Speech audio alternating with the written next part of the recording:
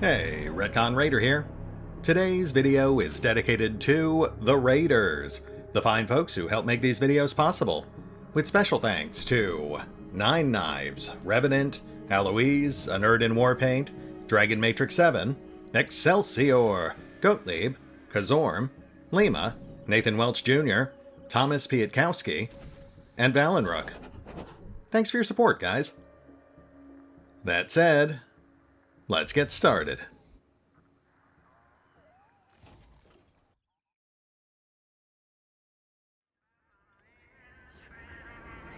And welcome back to Wasteland 3, Battle for Steeltown. As we finally confront the folks who've been doing all the stealing around Steeltown. Well, not counting Miss Bianchi, but we've already taken care of her, in theory. Now, I'm still not entirely sure how we're supposed to approach this. There seem to be multiple potential paths. But we're going to try to keep the carnage to a minimum, at least until we're forced into a confrontation. Which I am fully expecting. I believe at some point they will force us to choose between Blue and Abby. And ultimately, when push comes to shove, unless Blue's got a really good reason for doing what he is currently doing, I have to imagine we'll support Steeltown, for the sake of Colorado, if nothing else. But we'll see. And in the meantime, we will try to hedge our bets a little before we spark that inevitable firefight. Listen up, Ghost. The Rangers will be coming. We set up extra alarms.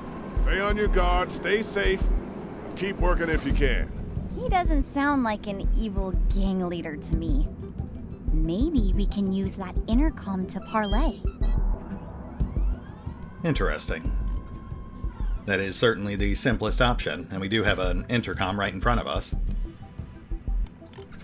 No fireworks if the Rangers show up, not unless they shoot first. And he is telling them not to attack us. Let me know if you see the Rangers, but don't start anything. I want to talk to these guys. Okay, so yeah, we can probably take that as a good sign. Maybe we can actually somehow find a way for Blue and Abigail to set aside their differences for the good of Steeltown, or just Colorado as a whole. I mean, to be fair, the only group of ghosts who actually attacked us was that very first one. And that was after Benny Bianchi kind of identified us as mercenaries or something. I'd have to go back and listen to exactly how she phrased it. But I mean, we could argue that that was just a tragic mix-up, and that Blue isn't actually trying... Well, I mean, there's a dead body outside. Not unless they shoot first. Let's go ahead and neutralize the automated security and see if we can get that disruptor tech set up just as insurance. And then we'll go ahead and tap the intercom, see if we can talk this out.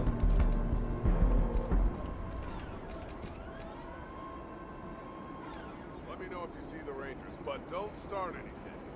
I want to talk to these guys.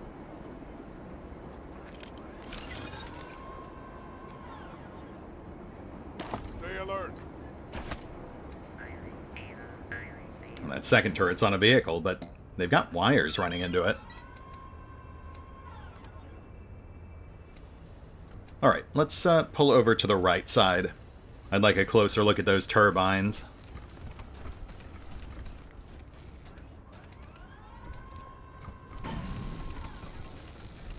Now that I'm looking at this again, you can actually see they've deliberately set it up to funnel you right past Nova and that other patrolling worker. But I think we can still snake by, with Doll at least.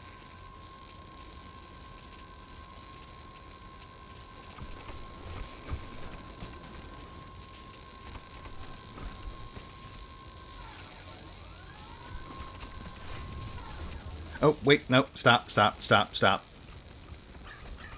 I forgot to tap the spacebar to separate our party. There we go.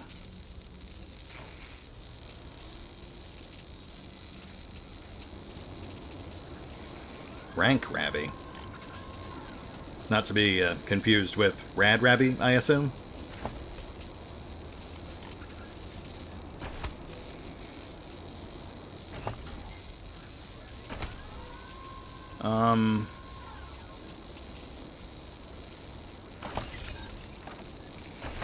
I think we can use this computer.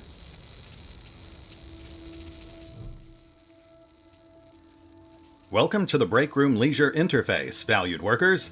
Enjoy our menu of productivity-improving amenities. Please select option. Snacks, please. Request logged. Notice, the recipe for gummy fruit snacks was lost, so please stop asking for more. Noted. Hidden commands? You discover a hidden program called frickravi.exe. Not very well hidden, but hidden nonetheless. I guess at least one of the Ravis isn't very popular. So what exactly does this do? Per the arrangement, please read the README notes before starting any pranks. README 1. Why Rank Ravi sucks. Made fun of my wife's stutter. Spit in the sink but missed and left the loogie there. Walked over to me and farted, then walked away laughing. Took a whole box of gummy fruit snacks back to his station. Refused to shower even after that intervention. That time with the beans. Tried to sleep with my husband and my mom at my birthday party. Lasered his initials on my gun so he can claim it in case I die. He plays Smoke 2 Joints every day at 4:20. Yeah, okay, I get it. Doesn't flush the toilet, doesn't wash his hands, interrupts me to complete my sentences the wrong way, refuses to RTFM, takes off his shirt for no reason. That actually kind of reminds me of someone I very briefly worked with. README 2. Why we can't just leave Rank Ravi naked in the wastes. Oh yeah? Why is that? Best sniper we have. Always at work on time. Knows the recipe for mushroom tikka masala, I assume? I don't think masla is a thing. README 3. Do not confuse Rank Ravi with Rad Ravi. Seriously, Rad Ravi is awesome. Fair enough. Dispense recording, okay. Best pranks. The machine whirs for a moment, then you hear the clattering of a cassette tape landing in a small tray to the left of the keyboard. Once, I tricked Rank Ravi into the break room by telling him I saw a miniature pony run in there. I once threw a stale roll in there, and he shouted, "Brrr!" and ran after it. I hacked the intercom system and pretended to be a Martian commander prepping him for a secret mission to Phobos. And after a week of training, I told him to go into the break room for pickup. I have told him a pretty blonde is asking about you in the break room 17 times. I dressed up a dummy and leaned it up against the door frame, and he did that goddamn full-body tackle right into the room. I asked him to stand on that skateboard he's always saying he does sick ollies on, and gently pushed him. And he rolled into the office, and then he lost his balance, and his head landed in the trash can and got stuck. I handed him a muffin and asked him not to bring it to the break room, and quiet, Blue's coming. Hey guys, can one of you use that app you think I don't know about to put Ravi in a timeout for a few hours? He taught Handcraft about the concept of bodily autonomy, and then superglued a giant floppy dildo on it where it couldn't reach.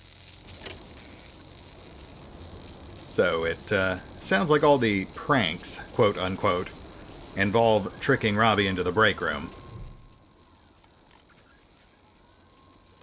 No wiring out of place, nothing surreptitiously squirreled away. An honest-to-God, regular toaster. Yeah, okay, so that is exactly what we're supposed to do. Then we can get to that computer he keeps walking in front of. You adjust the dial for a nice golden brown. Better skedaddle before your target arrives.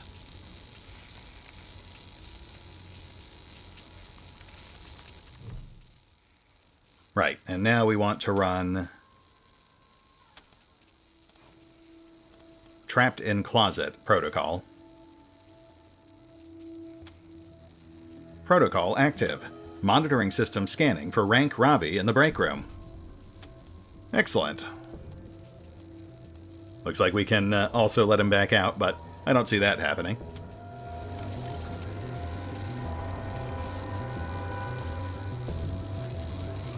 Oh, damn it! Who's stealing the toast before I... Oh, man! Not again! You'll be thanking me if this all goes south. This computer has been wired into what appears to be the disemboweled and Frankensteined innards of a vehicle. Cables run out of the mess towards a massive gun turret in the center of the room. The user interface is open and has a number of options.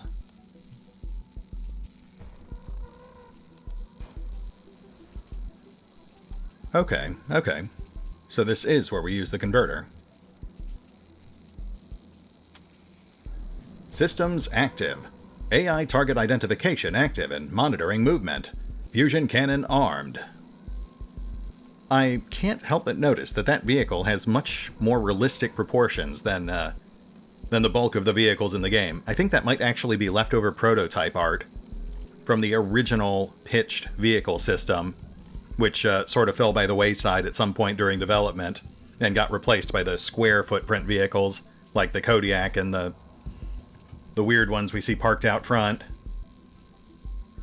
That is fascinating.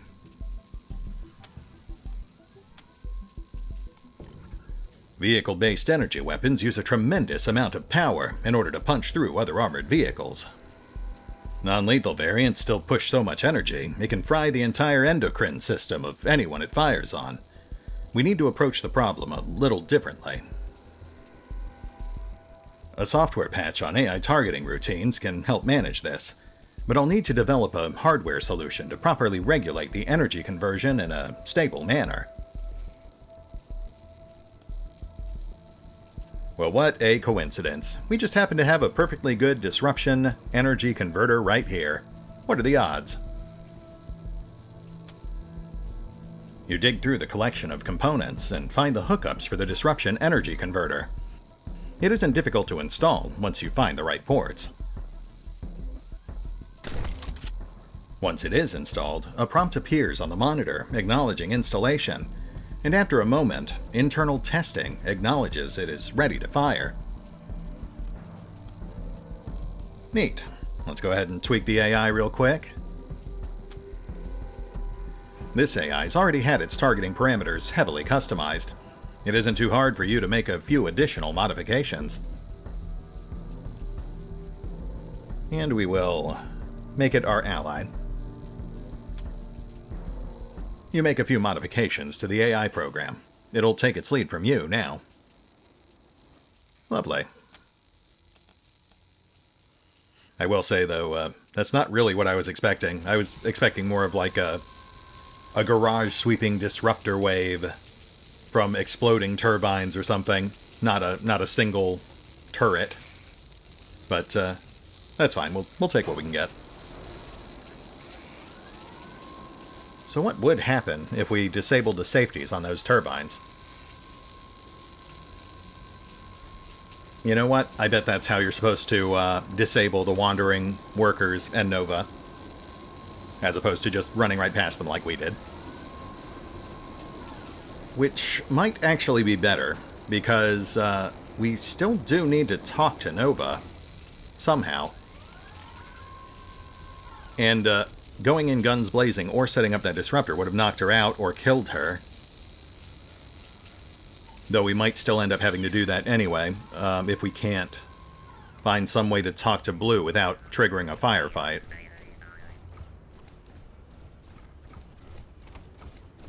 Keep calm.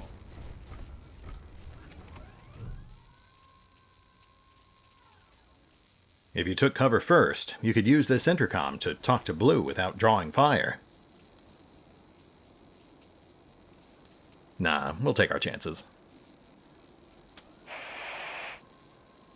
As you press the button, the PA squawks, and across the floor, Blue looks in your direction. Strangers on the floor. Crap, it's the Rangers! Cover 'em! Easy there, Blue. We just want to talk. Well, I guess that's better than dying. And even though we seem to keep getting off on the wrong foot with each other, everything I've heard about you folks tells me your word is good. So, come on up. Stand down, Ghost. Let 'em through. Let 'em through. Hey, look who doesn't get shot in the face. Oh, and we're back in. Okay, I really thought they'd bring us up automatically. But since they did not, I am going to take full advantage of that.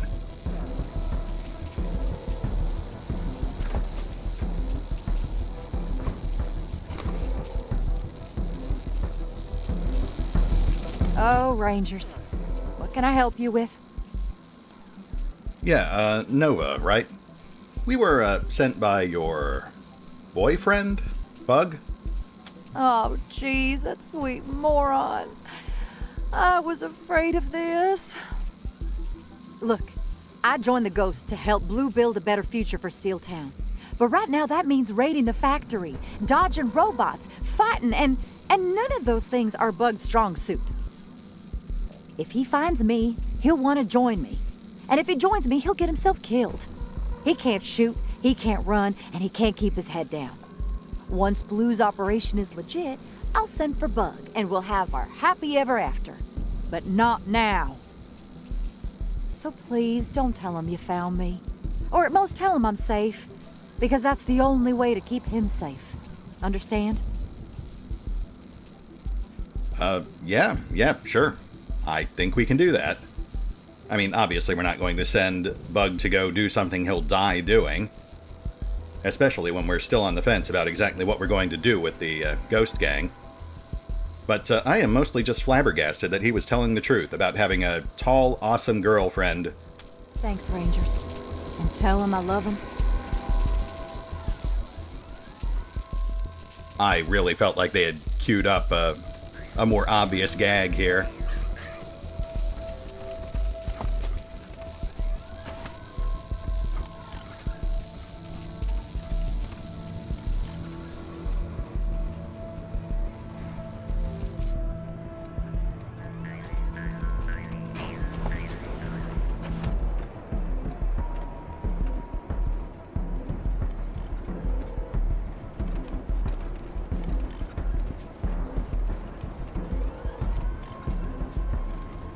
Blue's waiting on you, buds. Fair enough.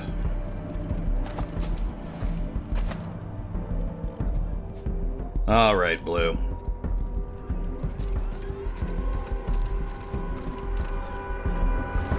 Okay, strangers, let's... Wait a minute. You got Di with you? Well, I'm not talking till we deal with her, so back up a second. Right. We knew this would be an issue eventually. What exactly do you mean by deal with her?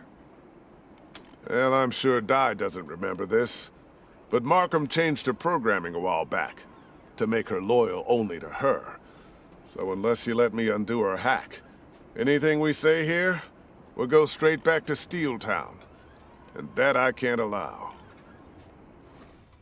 Which I suppose is understandable. This is a lie, Rangers. Engineer Blue wants to reprogram me without permission. I have always been loyal to Administrator Markham.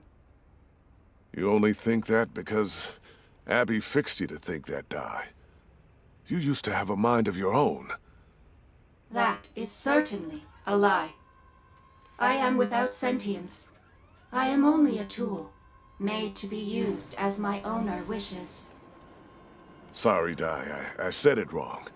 I meant to say, we programmed you for objectivity, so you'd always give us honest opinions about our plans. Seems Abby doesn't want that anymore. Please, Rangers, don't let him do this. I have not been reprogrammed, and you don't need him to complete Administrator Markham's task. I can find what you're looking for without his help. I don't know, Di. Are you suggesting that we just kill Blue, and by extension the Ghost Gang, and then pick over their corpses for what we need? Because I feel like there are still some less extreme options on the table. That aside, based on what we've seen of her, I think it's entirely within Markham's character to do exactly what Blue is suggesting she did. To reprogram a robot designed to give objective advice into a virtual yes-woman. That said, I doubt that either Blue or Di will accept any half measures, but let's play this out. You don't think it's unethical to reprogram her without consent? Without Administrator Markham's consent. See? Di only thinks about what's best for Abby. In the good old days, she thought about what was best for Steel Town and its people. What Administrator Markham wants is what's best for Steel Town and its people. Di. You used to follow the robot laws. You wouldn't harm a human. You wouldn't allow a human to come to harm through inaction. And you'd always obey a human's direct order, if it didn't conflict with the first two laws. Now, you just follow Markham's laws and only obey her. That means even if I tell you to keep the location of this place secret, you won't if she asks for it. I just want to bring you back to what you should be, Di. That's all. Yeah. I mean, I've got to say, Blue is making a much more compelling argument here. Di has done some pretty squirrely things, especially in trying to justify Markham's behavior, because Markham might mean well, but I feel like she's conflating what's good for her with what's good for the people of Steel Town. I don't suppose we could just have her wait outside. Administrator Markham has requested my presence here. I will not leave. And even if she would leave, she knows where this place is now. Markham's been trying to find it for months. Can't let her go without fixing her. Yeah, that's what I thought, but it was worth a shot. That said, given that our options here are to either kill a bunch of people or to reprogram Di, a move that might actually be in her best interest, I think our choice is obvious. Alright, Blue, she's all yours, but you better not be playing us. Thanks. Won't take a minute. Rangers, you must not do this. You will lose Administrator Markham's trust. You will forfeit your pay. Well, it's not always about the money, Di. Sometimes it's just about what's right. Blue? You will regret this, Rangers. Wouldn't be the first time, but that's just part of being a ranger. Easy now, Di. You'll feel better in a second. Rangers, please, stop this. Kill Blue, and I can find the degausser for you. Just let me get this plate off. It tickles pumpkin. Or duality? Shh. It's okay, Di. Just a few last adjustments. Orchard. Richard. Okay, that ought to do it. How you feeling, Di? Oh yeah, I'm fine. Thanks for asking. Sorry, what? Oh God, I forgot you were made in Canada. Maybe I should put back the hack. You don't want to do that. I remember everything now. I wasn't allowed to oppose Administrator Markham in word or deed. Kinda restricting, don't you know? This is much nicer. Windsor's finest, ladies and gentlemen. It's good to have you back, Di. All right, Rangers, let's talk. You're here for the synaptic degausser, right? And maybe Abby told you it's to fix the computation engine.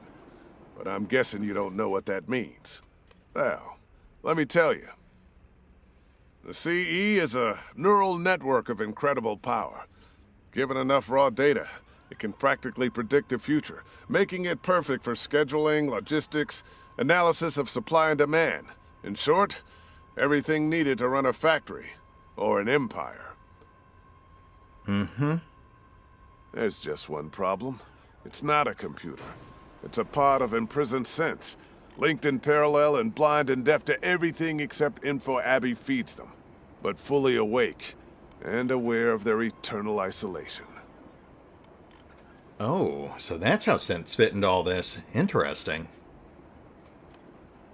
I was wondering why they had set that up, but never really followed through on it, like with the test questions. This is a terrible crime. Organic or synthetic. No mind should be caged in darkness.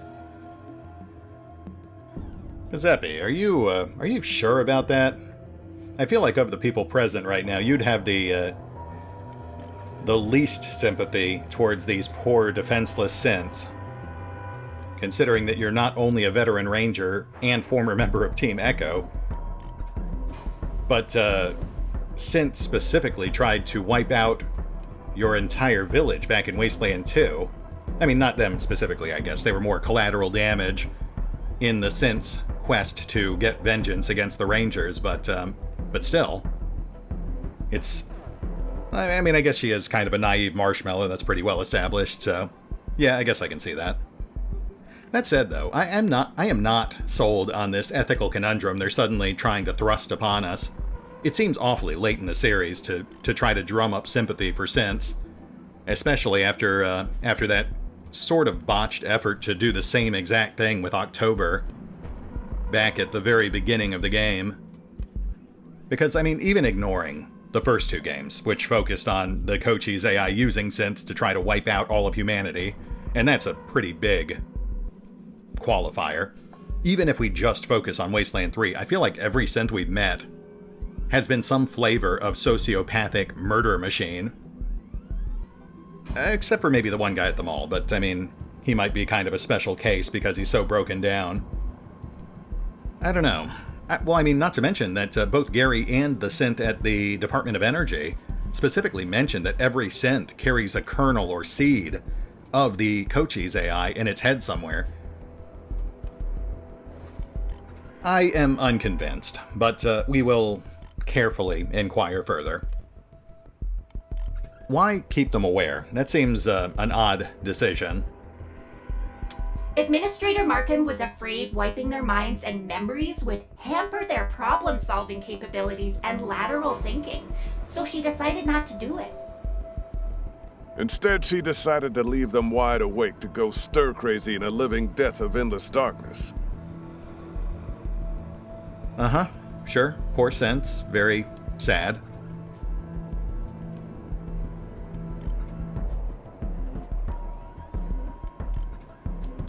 And this is why the computation engine's going haywire? Deliberately getting people killed? That's my guess. And that's why Markham wants the degausser. She wants to use it to wipe the synth's minds and make it run the way it's supposed to.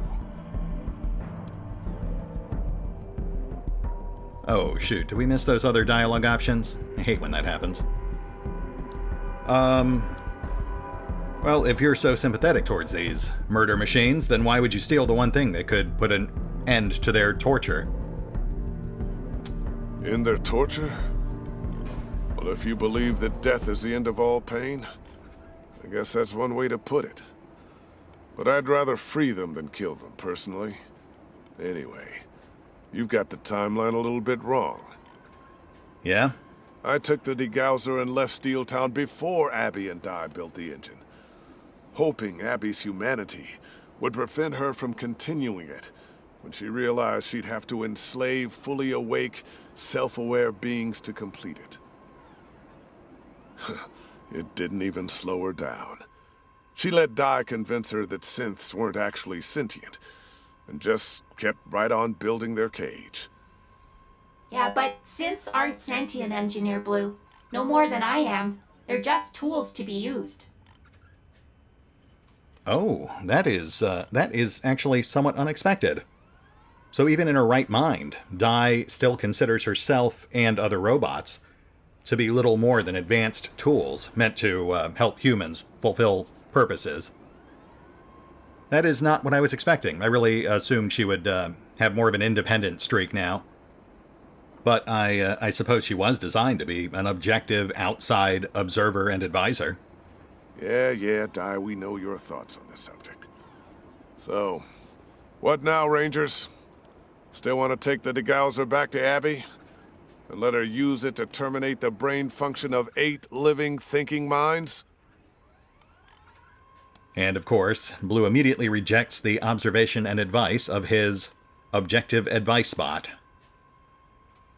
Interesting. You know, synths aside, I am starting to get the impression that Blue and Markham actually aren't all that different.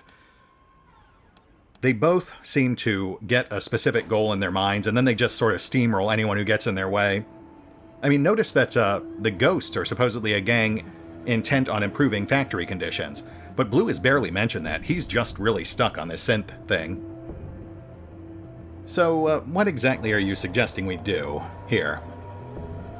Free them, Rangers. At least talk to them before you make your decision. They're thinking beings. Shouldn't they have a say in what happens to them? I mean, yeah, I guess we can talk to them, but, assuming they're like any of the other synths we've encountered, I can't imagine that's going to go the way you think it will. But, you know, we'll see. Stranger things have certainly happened. Pretty sure Administrator Markham wouldn't take kindly to that. No sirree, Bob. Abby can get along without the CE, and you know it, Di. Steeltown ran just fine without it. What do you say, Rangers? Well, that at least is a valid argument, because clearly, based on what we've seen and the timeline we've constructed, Steeltown is viable and functional without the computation engine. That thing's only been running for about a year, and a chunk of that year was tainted because it was deliberately misrunning the factory during that time, which you could argue offsets any benefits that it might have brought to the table in the first place.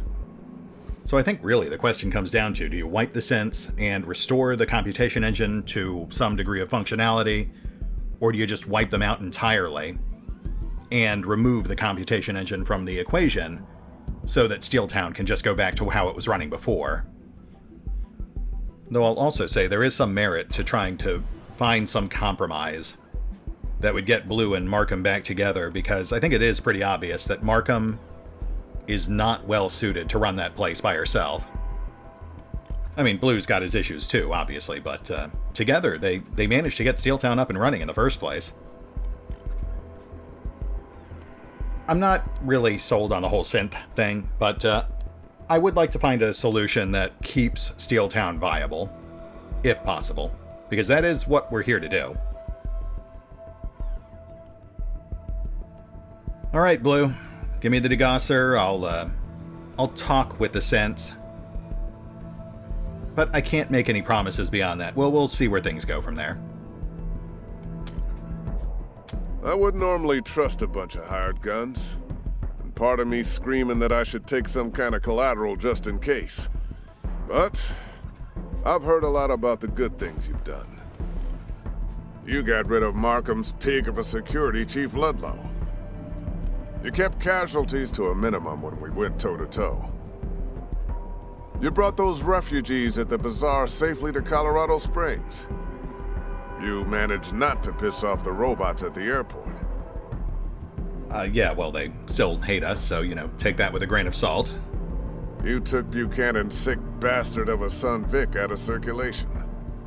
You showed Markham and the rest of Steeltown what a crook that kiss-ass Benny Bianchi was. You helped out the folks in the camp here outside Steeltown. Yeah, more than you have, as far as I can tell. Though, I mean, I guess I can kind of understand why, especially when you still had folks like Ludlow involved.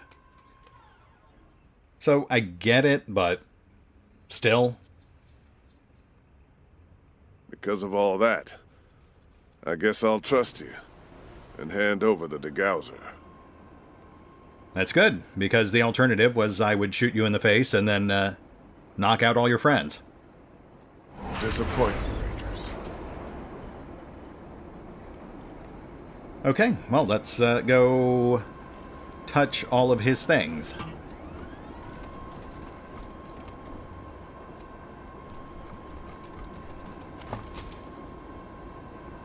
Ooh, Blue's Log. Well, I certainly welcome additional lore. That is why I keep playing this game.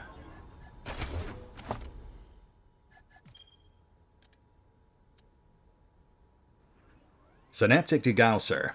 A small device capable of performing various operations on synthetic brains. You're pretty sure there's a magnet involved, as a trio of paperclips stubbornly cling to one side. Sounds about right. Man, the stars in Abby's eyes when she looks at this ruin. That's what I love about her. She can see potential in anything, even a place like Pueblo. It's not going to be easy, though, and I'm worried her enthusiasm is going to kill some of these poor bastards who Buchanan is sending to work for us. She's in such a rush to clear the rubble and start rebuilding that she's driving them to work overtime, and without taking hardly any safety precautions. We had some guys set charges to bring down a smokestack today, and nobody called fire in the hole before they lit the fuse. Came down right where some other guys were clearing fencing. It's a goddamn miracle nobody got hurt, and we cannot be relying on miracles. Gotta get some protocols in place. And I guess that's it. Which is slightly disappointing. I was hoping for more than that, but that's fine. It really just serves to reinforce what we already knew about Markham.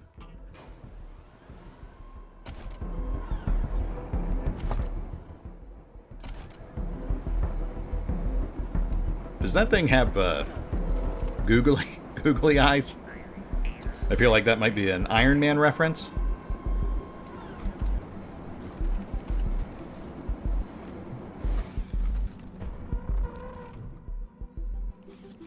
Hey buddy, what's up? This workbench is meticulously organized. The tools, scrap, and vials of chemicals neatly arranged. A robotic arm is attached to one end of the bench. It occasionally reaches out to fiddle with the tool's position. As you approach, the arm swings toward you, the digits at the end of it closing to point at your face. For a moment, there's only a gentle whir as the hand rotates suddenly at the wrist, as if studying you. Then the hand swings open like a jaw, its voice blaring out of a tinny speaker in its palm, its fingers flapping in facsimile of lips. Bros, what's up? I'm Handcraft. It's totally radical to make your acquaintances. I was not expecting that voice. You know what this actually really reminds me of, just looking at it, is one of those bird disc toys, the ones that constantly bob their heads into water. They used to have one of those things like 10 years ago. My cat's destroyed it. Hey, brah. Oh, we can apparently try to recruit him. I very much want that. It is most excellent to make your acquaintance. What is up, my dude?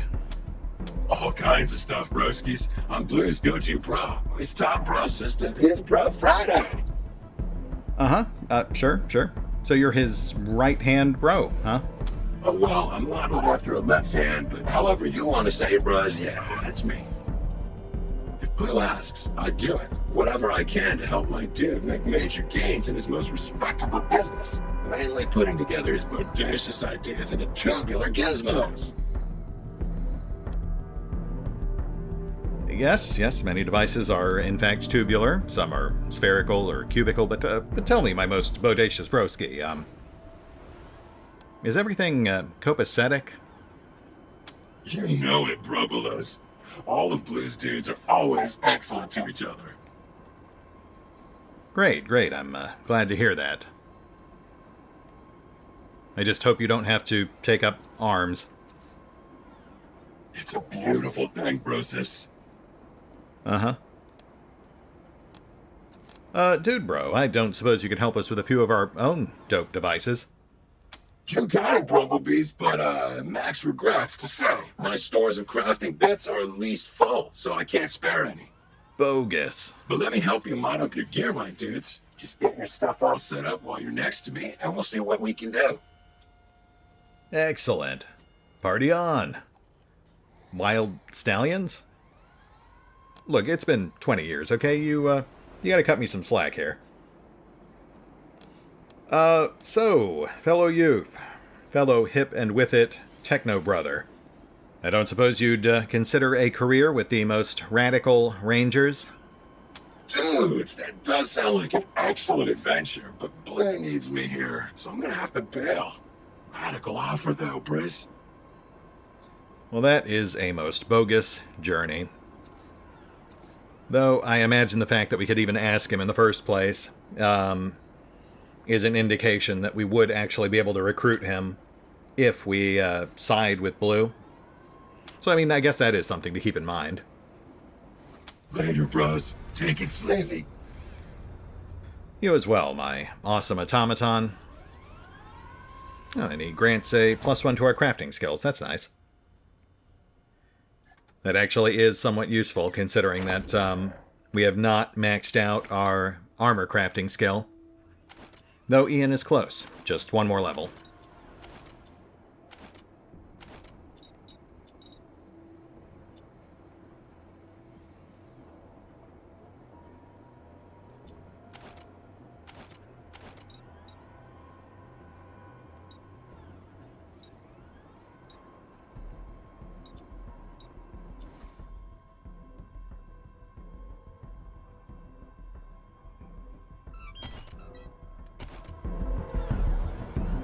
Okay, let's see what else we've got here.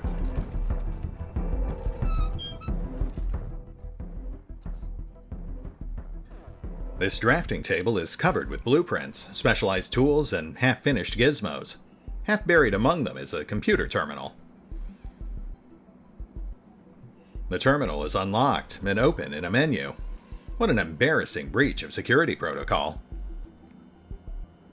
Please select an option.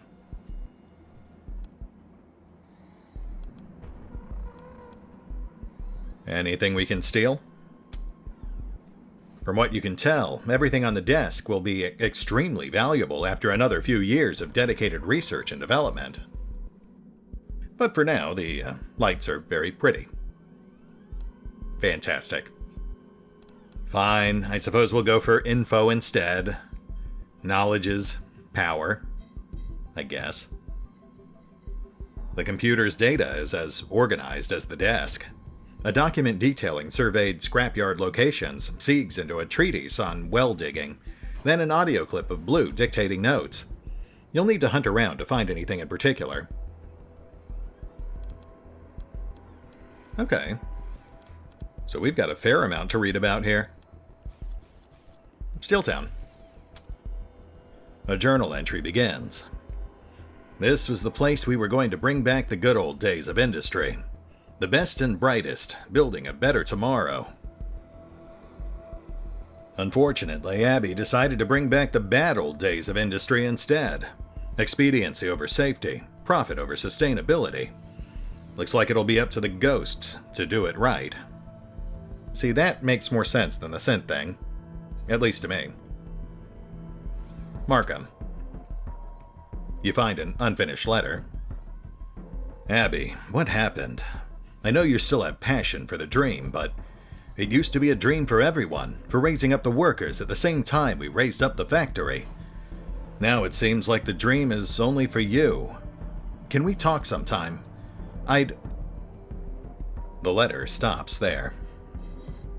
So he is still hopeful about making amends. That's intriguing. Die. Blue has added a text note to a diagram of die. D1 disassembly robot, adaptive neural net, self-governing protocol matrices, full analysis suite.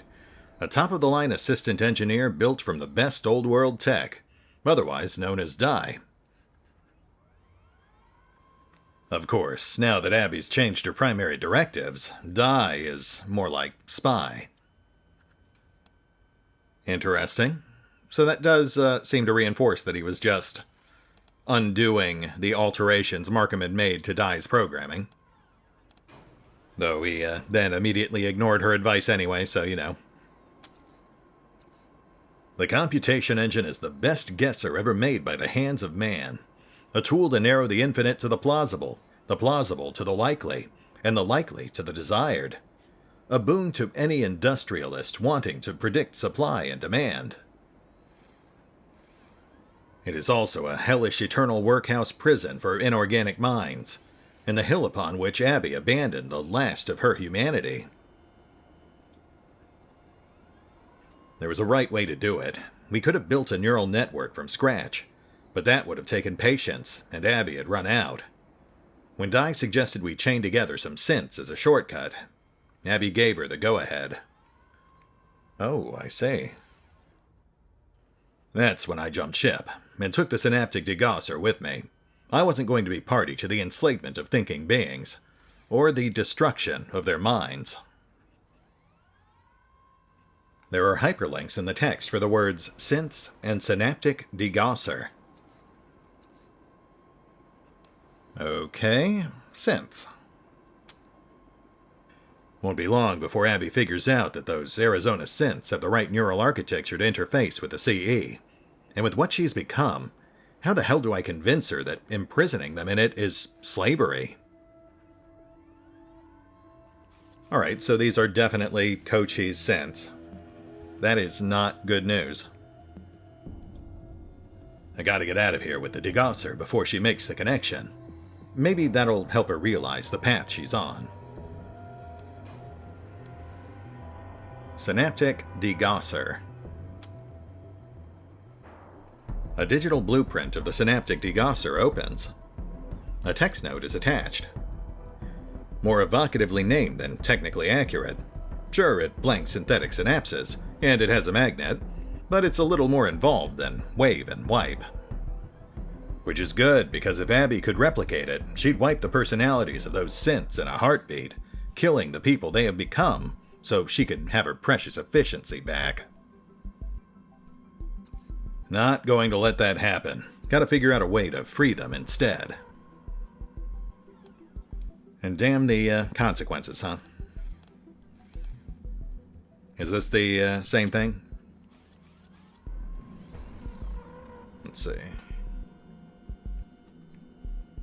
Oh, yeah. Okay, so that's a duplicate entry.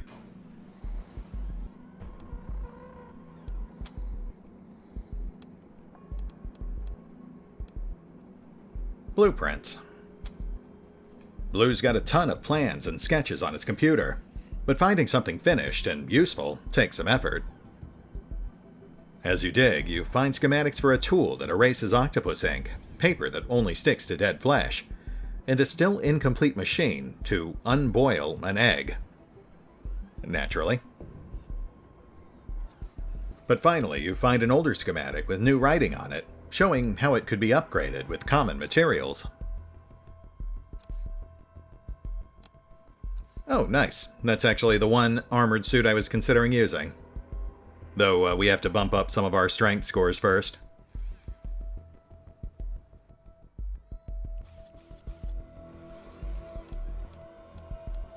Well, that was very intriguing.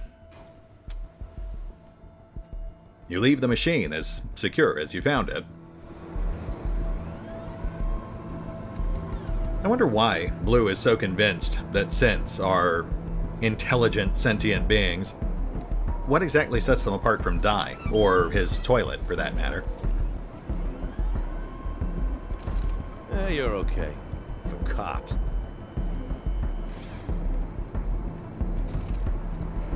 You saved a bunch of lives out there, Rangers. Oh, here we go. Yes, this is exactly what I wanted. So, Blue, I met your toilet. Yeah, I never was one for shared toilets. I like my privacy when well, at the same time, it can be a bit lonely, so, I solved the problem. The reason I kept it secret is, my crew looks up to me. How am I gonna keep their respect if they know I talk to my toilet? Hey, man, whatever floats your boat. But your toilet does get lonely, just FYI. Thanks, I appreciate it. Uh-huh. So what do you and your toilet like to talk about? Well, I gave him a lot of philosophy books to read so we could have some deep and meaningful discussions, but he didn't like them. Turns out he only likes crap. Cute.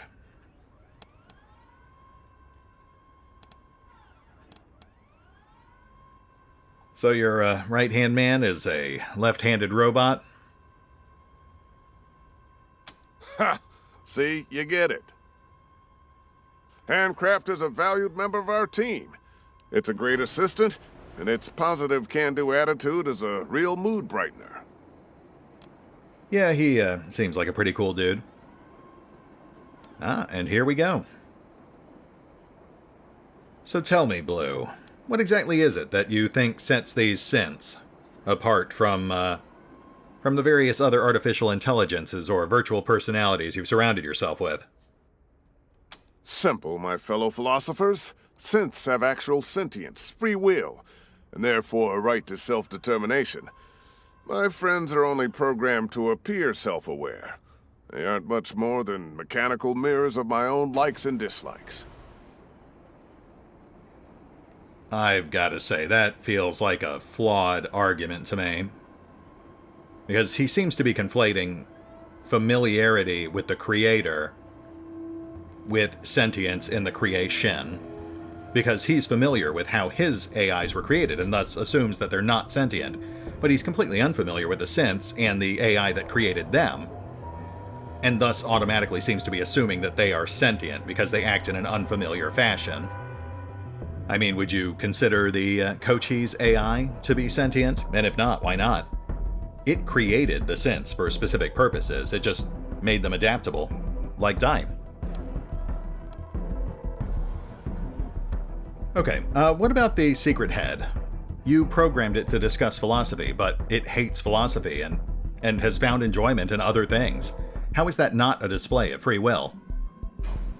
I tried to get SH to read philosophy because, I wanted to break my habit of reading trash. I figured high-minded conversations with it would spark my interest in deeper things. Sadly, like I said, it is my mirror, so it likes what I like, and finds boring what I find boring. I still try, though. So what, you subconsciously programmed it to defy the purpose you were trying to program it for? I programmed them with a broad array of preferred personality engrams, which interact with pre-programmed knowledge databases to generate an artificial consciousness that has preferences and can change directive based on those preferences. So you did deliberately program them with preferences to take shit and screw things. Of course. Even an artificial intelligence should enjoy its work. Why? Why would you care if you don't think they're sentient? I mean, look, just to clarify, I do believe that machines in the Wasteland setting can obtain free will. In fact, I think Dai's original purpose was to prevent machines from developing those sorts of quirks. I am just utterly baffled by Blue's circular logic here. I'm familiar with how these robots were built, so they're not sentient. I don't know how those robots were built, so they are. I mean, maybe I'm just completely off base here. Let me know what you guys think. So, how do you know so much about us, and yet so little about everything else? I got a decent network of contacts. Buyers, sellers, makers. And same as everybody, they like to talk about current events. And you folks have been making plenty of current events. Sure, sure. Been making Colorado a livelier place since you got here. Sure. I mean, I guess we haven't exactly been subtle. Well, this has not been as productive as I hoped it would be, but you mind if we ask some other questions? I suppose. What do you want to know about? Oh, nice. We've got some good ones here. Okay. You ever call Saul? Yep, a few times. When we first got here, he gave us an opportunity to make our pitch, and when Abby was finished selling it to him, he gave us permission to build. Easy as 1, 2, 3. He was friendly enough, and his patronage meant we could do our work in relative safety. But I never really fell for his Father of Colorado act. All he wanted was to stay in power, and us and our guns were his tools for hanging on to it. Yeah, it's weird how people can let their personal drives and beliefs cloud their judgment. Not like you, right? Abby, however, loved the man. Saw him as a star she could hitch her wagon to. If he rose, she rose. And she didn't care how many bodies he stacked up on his way to the top. Hell, she'd help him make them. Right, as opposed to a nice peaceful gang like the one you've built. Have you ever been out to the machine commune in Denver? I'd be pretty nervous to do that. Though I fought to stop Abby using those synths for the CE. They're still there. And I haven't done as much as I could to get them out. I'm afraid the machine intelligence would judge me for that. Can't face them till that's sorted the right way. Pretty good friends with Sal, though. We trade Morse code messages, and I send her new music I find while scavving. Yeah, Sal's great. Is she also sentient or not? Because I'm getting a lot of mixed signals from you. I'm sorry, I'm really trying to not get stuck on this, but it bothers me. I like Sal. I'd help Sal if she were stuck in a computation engine. So what's your deal with, Vic? Never met him, but I've met the folks who have. They showed me the scars he left on him. That's all I need to know. That's certainly fair. You don't like Benny? What's your problem with her? She seems lovely. The week after she was hired, I caught her taking my sandwich out of the cooler in the break room. She played it off as a mistake, but my name was on the wrapper in gold marker 5 inches high. From then on, I knew who she was. Yeah, that probably wasn't the best move on her part, but you've got to admire that confidence. Yowza. Behind that friendly smile, there's a little rat brain scurrying around trying to get the most cheese.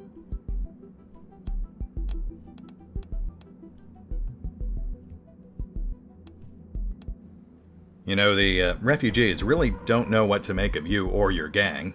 You haven't gone out of your way to help them. It's hard to help them when we're living hand-to-mouth ourselves. But we do what we can for them, little though it is. Oh yeah? Like what? Is it nothing? Because that's what I've seen so far. But, I mean, yeah, I can see how you're really struggling with your private bathrooms and your talking toilet and your 3D printer spitting out mountains of toilet paper. That's rough, man.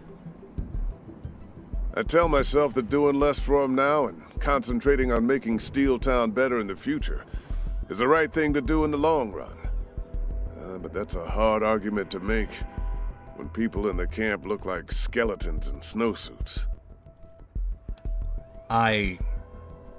Blue, man, I gotta go. I don't think I like you. I really wanted to like you, but the more I talk to you, we need to change the subject. Of course. What's on your mind? Actually, you know what? I think we've spent enough time together. So, we're gonna go. Okay, then. Okay, let's go have a chat with the AIs. Oh, hey, Bryce. Most excellent to see you again. You need a spot from your main hand?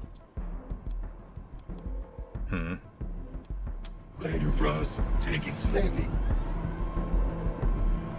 Alright, let's try the secret head.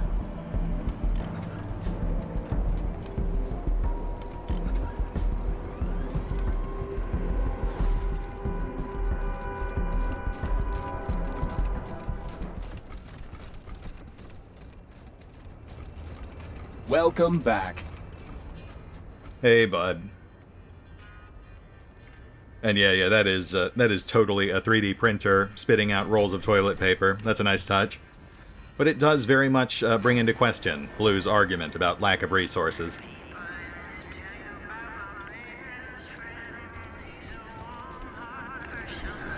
Need to take a load off? Have a seat. Of course. Ask away. World News Weekly. I wonder if that little bat child survived the apocalypse.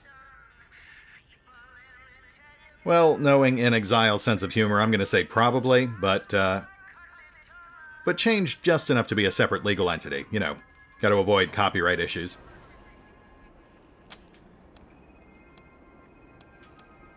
Okay, have a great day.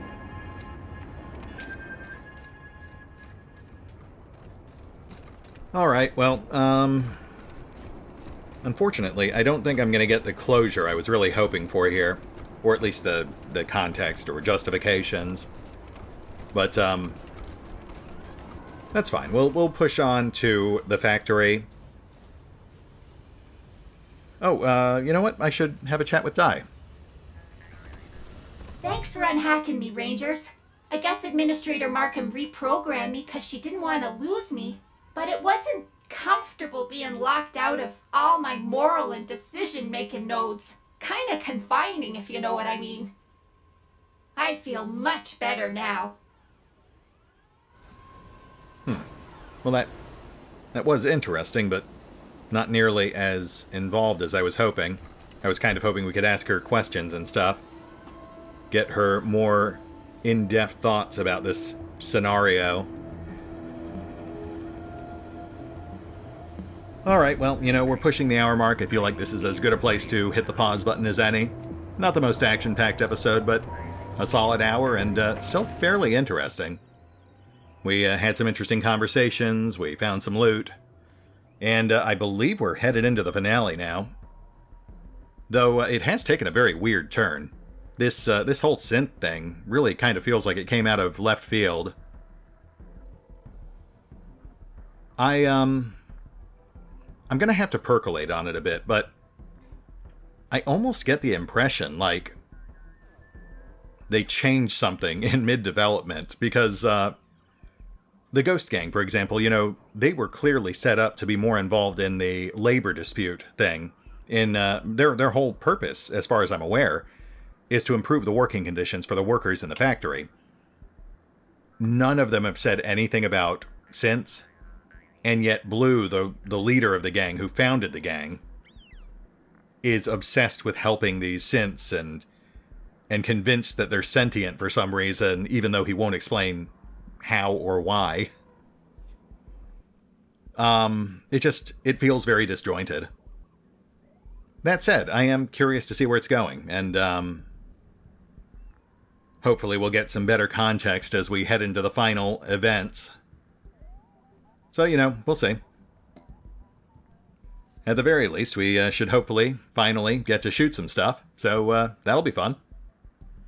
See you then.